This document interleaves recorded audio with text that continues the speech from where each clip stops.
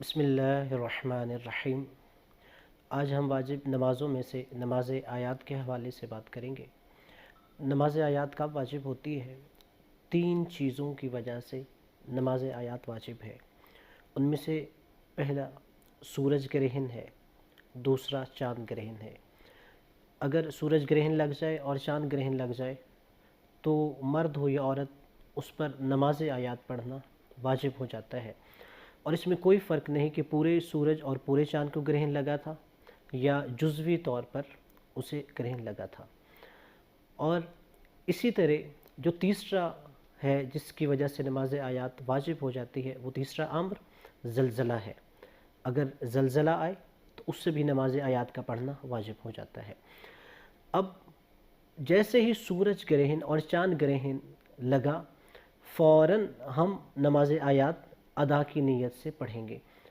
مثلا 2 رکعت نماز آیات پڑھتا ہوں سورج گرہن کی بنا پہ، واجب قربتاً الی اللہ۔ اگر چاند گرہن ہے تو اس کو آپ ذہن میں رکھ لیجیے۔ اور پھر یہ کہ اگر سورج گرہن یا چاند گرہن ختم ہو جائے تو اس کے بعد ہم قضا کی نیت سے پڑھیں گے، یعنی جب تک مثلا گھنٹہ ہو، 1.5-2 گھنٹے سورج کو یا چاند کو گرہن لگا ہے، اس وقت ادا کی نیت سے پڑھیں گے، اور جب ختم ہو گیا تو اس کے بعد ہم قضا کی نیت سے پڑھیں گے۔ اور اسی طرح زلزلہ جو ہے، اگر وہ بعد میں ہم پڑھیں، مثلا صبح زلزلہ آیا، ہم ابھی نماز آیات شام کے وقت پڑھنا چاہتے ہیں، تو پھر ادا یا قضا کی نیت نہیں کی جائے گی۔ اور اسی طرح اگر سورج کو بھی گرہن لگ گیا اور زلزلہ بھی آ گیا تو پھر انسان پر 2 دفعہ نماز آیات پڑھنا واجب ہو جاتی ہے۔ اور اسی طرح جو ایک سورج گرہن اور چاند گرہن کے حوالے سے اہم مسئلہ ہے کہ مثلا جو عورت حیض کی حالت میں ہے یا نفاس کی حالت میں ہے، کیا اس پر بھی نماز آیات واجب ہوتی ہے؟ نہیں، اس کو نماز آیات معاف ہوتی ہے۔ جیسے باقی نمازیں اسے ان ایام میں معاف ہوتی ہیں، ویسے ہی نماز آیات بھی ان ایام میں معاف ہوتی ہے، بعد میں قضا کرنی بھی واجب نہیں ہوتی۔ اب نماز آیات کا طریقہ کیا ہوتا ہے؟ یہ 2 رکعت نماز ہے، اور جیسے ہی سورج گرہن یا چاند گرہن لگا یا زلزلہ آیا، ہم پہ واجب ہو گئی۔ اب نیت کر کے جب ہم مصلی عبادت پہ کھڑے ہو گئے تو اس میں دونوں رکعتوں میں 5 دفعہ رکوع کرنا واجب ہوتا ہے۔ پہلی رکعت میں بھی 5 رکوع، دوسری رکعت میں بھی 5 رکوع۔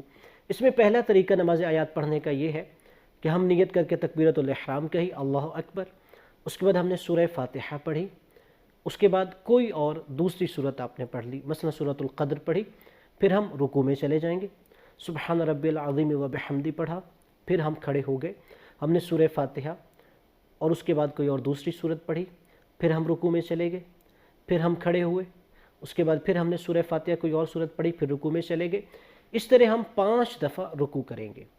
اس کے بعد باقی جیسے آپ کھڑے ہوئے 5ویں رکوع کے بعد، مستحب ہے سمع اللہ لمن حمدہ کہا، پھر ہم سجدے میں چلے گئے، 2 سجدے بجا لائے، پھر ہم دوسری رکعت کے لیے کھڑے ہو گئے۔ اسی طرح سے آپ دوسری رکعت کو بھی مکمل کریں گے۔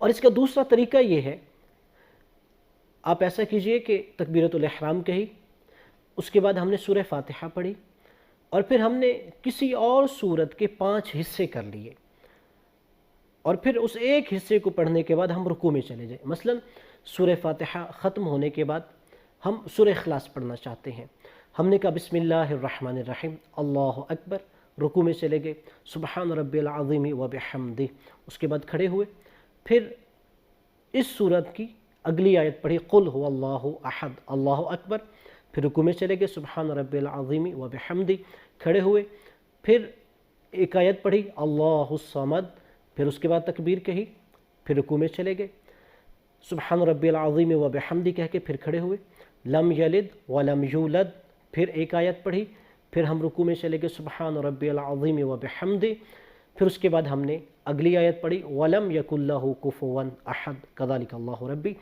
اللہ اکبر کہہ کے ہم پھر رکوع میں چلے گئے، سبحان ربی العظیم و بحمدہ، کھڑے ہوئے، مستحب سمع اللہ لمن حمدہ پڑھنے کے بعد ہم سجدے میں چلے گئے۔ یعنی یہ پہلی رکعت ہماری یوں مکمل ہو جائے گی۔ ہم نے جب دونوں سجدے بھی بجا لائے، پھر ہم دوسری رکعت کے لیے کھڑے ہو جائیں گے۔ جیسے ہم نے پہلی رکعت پڑھی اسی طرح ہم دوسری رکعت پڑھ لیں کہ سورہ فاتحہ کے بعد ہم نے سورہ اخلاص یا آپ سورۃ الفلق یا کسی اور سورت کے یوں 5 حصے کر لیجئے. اس طرح سے آپ کی جو ہے دوسری رکعت میں وہ سورت اور 5 رکوع مکمل ہو جائیں گے. اور پھر اس کے اندر مستحب یہ ہے، یا تو کافی ہے کہ آپ آخری رکوع سے پہلے دعائے قنوت پڑھ لیں، یا ہر دوسرے رکوع میں جانے سے پہلے ایک دعائے قنوت پڑھی جائے.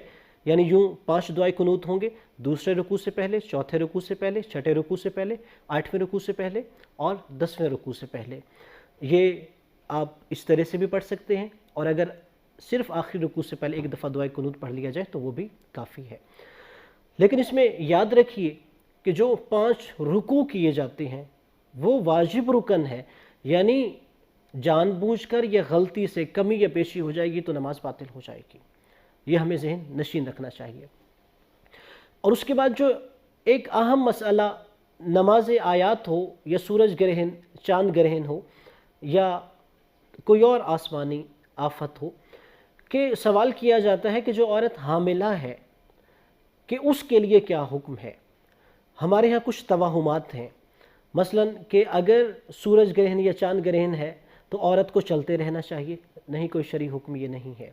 یہ کہا جاتا ہے کہ عورت جو ہے وہ کینچی سے کوئی چیز نہ کاٹے، یا عورت جو ہے وہ چھری سے کوئی چیز نہ کاٹے. نہیں، شرعی طور پر ایسی کوئی ممانعت نہیں ہے، یہ محض توہمات ہیں. بلکہ اگر کوئی عورت اس کنڈیشن میں ہو کہ وہ حاملہ ہے تو اسے چاہیے کہ وہ سب سے پہلے چاند گرہن اگر لگ گیا تو وہ نماز آیات پڑھے جو اس پر واجب ہے. اس کے بعد وہ کوشش کرے کہ یا تو تلاوت قرآن کرتی رہے یا اس کے علاوہ کسی اور دعا کی تلاوت کرے اور استغفار کرتی رہے.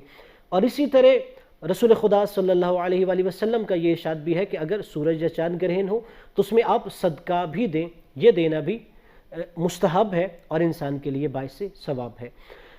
اور جیسے کہا کہ جو پہلی 3 چیزیں ان میں تو واجب ہے، لیکن اس کے علاوہ جو باقی اگر کوئی آسمانی نشانی ہو، جیسے اگر ایسے بجلی کڑکے کہ جس سے اکثر لوگ خوف زدہ ہو جاتے ہیں، یا کوئی ایسی سرخ و سفید آندھی چلے جس سے اکثر لوگ خوف زدہ ہو جائیں، یا زمین دھانس جائے، تو اس صورت میں نماز آیات پڑھنا مستحب ہوتا ہے، یہ آغا سستانی صاحب کے نزدیک.